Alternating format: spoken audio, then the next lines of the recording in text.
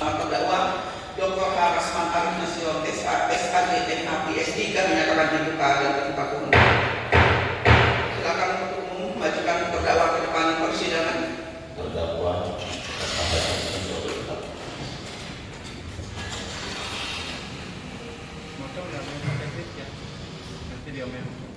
media itu tolong untuk duduk selama proses persidangan berlangsung, untuk duduk di bangku pengunjung saja. Silakan Pak, Bapak duduknya di pengunjung.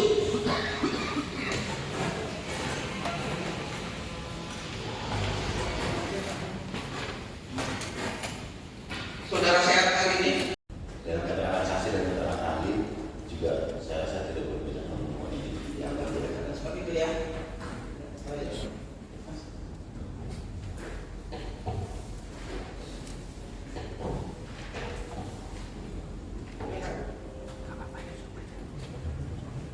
Kami boleh-boleh untuk siap, terima kasih.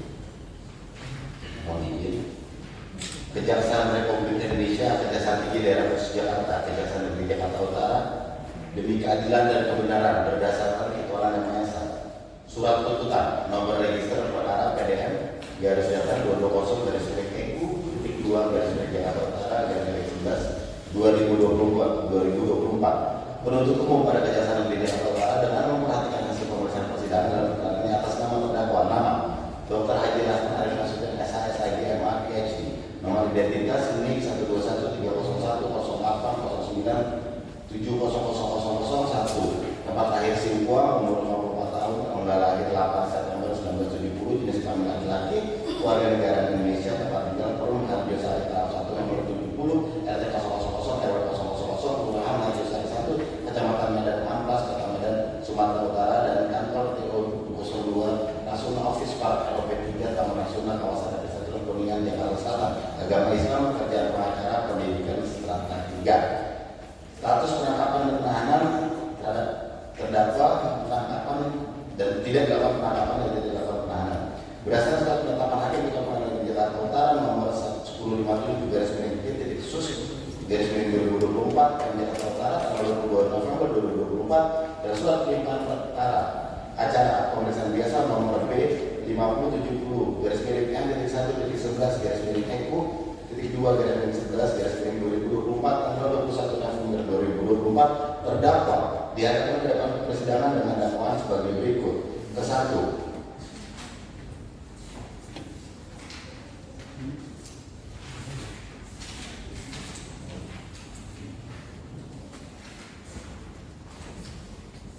meneliti terlebih dahulu bukti-bukti yang ada sebelum membuat tuduhan-tuduhan yang menyerang kehormatan orang lain atau pihak lain. Seorang pengacara juga dapat disebut predikat buruk atau tidak predikat baik apabila tanpa ada surat kuasa dari klien akan kondisi advokat tersebut dengan sengaja merekayasa tuduhan fiktif tanpa bukti yang sah dan maksud untuk disebarkan ke publik untuk menyerang kehormatan seseorang. Seorang pengacara juga dapat disebut predikat buruk apabila mengajari atau memujuk klien untuk mengarang atau membuat tuduhan tanpa dasar untuk selanjutnya disiarkan ke publik untuk menyerang kehormatan seseorang. Apabila salah satu contoh-contoh di atas tersebut maka seorang advokat tidak dapat berlindung dengan memakai alasan ketentuan hukum berdasarkan undang-undang advokat dan terhadap advokat tersebut dapat diproses secara pidana. Bahwa berdasarkan pertimbangan putusan Mahkamah Konstitusi nomor 113 dari PU garis datar 21 dari 2023 tanggal 29 November 2023 pada halaman 52 menyatakan dalam konteks memberikan penilaian terhadap etikat baik yang berhubungan dengan perbuatan hukum yang dilakukan oleh advokat baik pidana maupun perdata bukanlah merupakan kewenangan BKOA akan tetapi merupakan kewenangan aparat penegak hukum lain yaitu polisi, jaksa, dan hakim. 7. Bahwa unsur mendistribusikan dan atau mentransmisikan atau membuat dapat diakses informasi elektronik dan atau dokumen elektronik merupakan unsur yang memberikan keleluasaan menggunakan kondisi kumulatif maupun kondisi alternatif. Bahwa berdasarkan penjelasan pasal 27 ayat 1 dan UU ITE terdapat penjelasan mendistribusikan dan atau mentransmisikan dan atau membuat dapat diaksesnya informasi elektronik dan atau dokumen elektronik yaitu mendistribusikan adalah mengirimkan dan atau menyebarkan informasi elektronik dan atau dokumen elektronik kepada banyak orang atau berbagai pihak melalui sistem elektronik. Mentransmisikan adalah mengirimkan informasi elektronik dan atau dokumen elektronik yang ditujukan kepada satu pihak lain melalui sistem elektronik. Membuat dapat diakses adalah semua perbuatan mendistribusikan dan mentransmisikan melalui sistem elektronik menyebabkan informasi elektronik dan atau dokumen elektronik dapat diketahui pihak lain atau publik. 8. Bahwa dari rumusan dimaksud dapat disebutkan bahwa pelaku secara sadar mengetahui dan mengetahui bahwa perbuatan mendistribusikan dan atau mentransmisikan dan atau mendapat diakses informasi elektronik dan atau dokumen elektronik adalah memiliki muatan penghinaan dan atau pencemaran nama baik. Adapun unsur tanpa hak merupakan unsur melawan hukum, bahwa pencantuman unsur tanpa hak dimaksudkan untuk mencegah orang melakukan perbuatan mendistribusikan dan atau mentransmisikan dan atau membuat dapat diakses informasi elektronik dan atau dokumen elektronik yang memiliki muatan penghinaan dan atau pencemaran nama baik. Bahwa di sisi lain berdasarkan putusan Mahkamah Konstitusi nomor 2/PUU 7/2009 menyatakan bahwa unsur sengaja berarti pelaku menghendaki dan mengetahui perbuatan mendistribusikan dan atau mentransmisikan dan atau membuat dapat diakses informasi elektronik dan atau dokumen elektronik yang mengetahui bahwa informasi dan atau dokumentasi elektronik tersebut memiliki muatan penghinaan dan atau pencemaran nama baik, sedangkan unsur tanpa hak merupakan unsur melawan hukum. 9. Bahwa unsur mentransmisikan dan mendistribusikan adalah perbuatan yang aktif dalam hal suatu informasi disebarkan kepada pihak lain sendiri atau pribadi, sedangkan membuat dapat diakses adalah dengan adanya perbuatan seseorang tanpa adanya transmisi atau distribusi namun karena perbuatannya sehingga informasi elektronik itu menjadi diketahui umum. 10. Bahwa pemindahan pasal 27 ayat 3 Undang-Undang ITE bukan diperhatikan pada perasaan korban, melainkan pada perbuatan pelaku yang dilakukan secara sengaja dengan maksud distribusikan atau mentransmisikan atau membuat dapat diaksesnya informasi yang muatannya menyerang kehormatan seseorang dan melakukan suatu hal yang supaya diketahui umum sebagai dalam pasal 310 KUHP bahwa perbuatan melakukan transmisi, distribusi dan atau membuat dapat diakses berhubungan dengan unsur supaya diketahui umum sebagaimana harus dipenuhi dalam unsur pokok atau delik pasal 310 dan pasal 311 KUHP yang menjadi rujukan pasal 27 ayat 3 dalam ITE yang harus dipenuhi, bahwa kriteria supaya dapat diketahui umum dipersamakan dengan agar diketahui publik.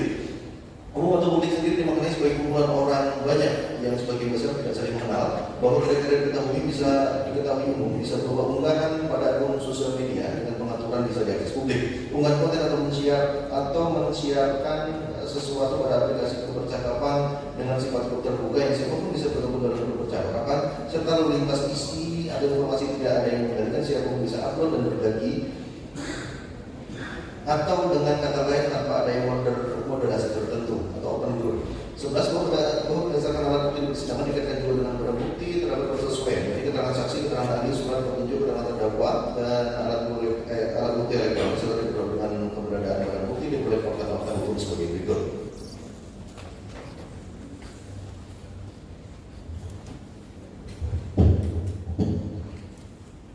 Kondisi dilanjutkan ya, bahwa awalnya terdakwa memiliki permasalahan dengan saksi Muhammad Faris Utapea dikarenakan Dr. Richard Lee memberhentikan terdakwa sebagai kuasa hukumnya dan selanjutnya terdakwa menuduh saksi Muhammad Faris Utapea telah merebut Dr. Richard Lee sebagai proyek terdakwa. Bahwa pada awal bulan April 2022 terdakwa Rasman Ari Nasution menghubungi saksi Muhammadiyah yang merupakan manajer atau asisten saksi Putri Prima Erdia untuk membahas perihal pekerjaan di bidang hiburan dan belum menyinggung perihal perkara dengan saksi Muhammad Faris Utapea. Bahwa terdakwa dan saksi Putri Prima Erdia kemudian mengadakan pertemuan pertama di Hotel Grand Hyatt Jakarta. Berbicara pada awal pertemuan hanya seputar perkara pribadi dan hanya sesekali menyinggung perkara dengan saksi Muhammad Faris Utapea, yang dimana terdakwa lah yang terlebih dahulu membahasnya, namun tidak ditanggapi lebih lanjut oleh saksi Putri Prima Erdia. Bahwa pada tanggal 25 April 2022 terdakwa dan saksi Putri Prima Erdia kemudian mengadakan pertemuan kedua di Hotel Grand Hyatt Jakarta. Dalam pertemuan tersebut, pada saat itu awalnya terdakwa hanya membahas pekerjaan, namun di akhir pembicaraan terdakwa membahas dan menawarkan diri untuk menjadi pengacara dikarenakan menurut terdakwa saksi Putri Prima Erdia sebagai artis butuh didampingi pengacara seperti artis-artis lainnya, dan saat itu terdakwa mengatakan akan melindungi saksi Putri Prima Erdia beserta keluarga saksi. Bahwa selanjutnya terdakwa meminta saudari Mardia ataupun diri dia untuk meninggalkan mereka. Kemudian terdakwa menyampaikan bahwa dirinya memiliki permasalahan dengan saksi Muhammad Faris Utapea dan terdakwa telah melaporkan saksi Muhammad Faris Utapea ke polisi.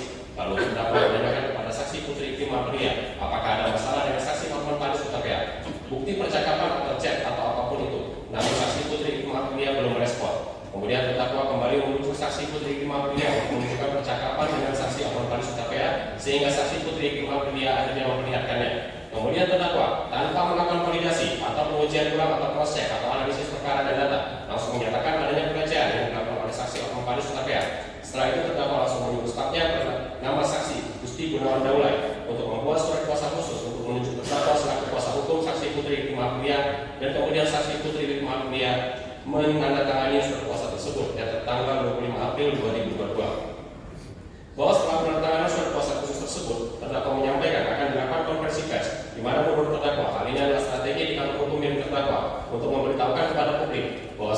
Putri Risma Aprilia adalah klien terdakwa dan telah terjadi sesuatu terhadap saksi Putri Risma Aprilia.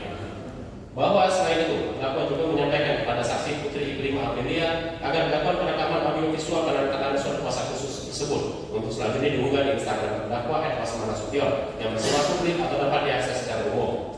Bahwa selanjutnya pada tanggal 27 April 2022, terdakwa mengirimkan undangan dalam bentuk broadcast pada aplikasi WhatsApp dengan maksud mempublikasikannya pada wartawan media cetak dan elektronik untuk hadir di konferensi pers pada hari Jumat tanggal 29 April 2022 pukul 13.00 WIB bertempat di Ranloko Epicentrum Kuningan Jakarta Selatan dengan agenda pengakuan iklim hakim terkait dugaan pelecehan seksual oleh Hotman Paris Hutapea dan laporan polisi. Pada terdakwa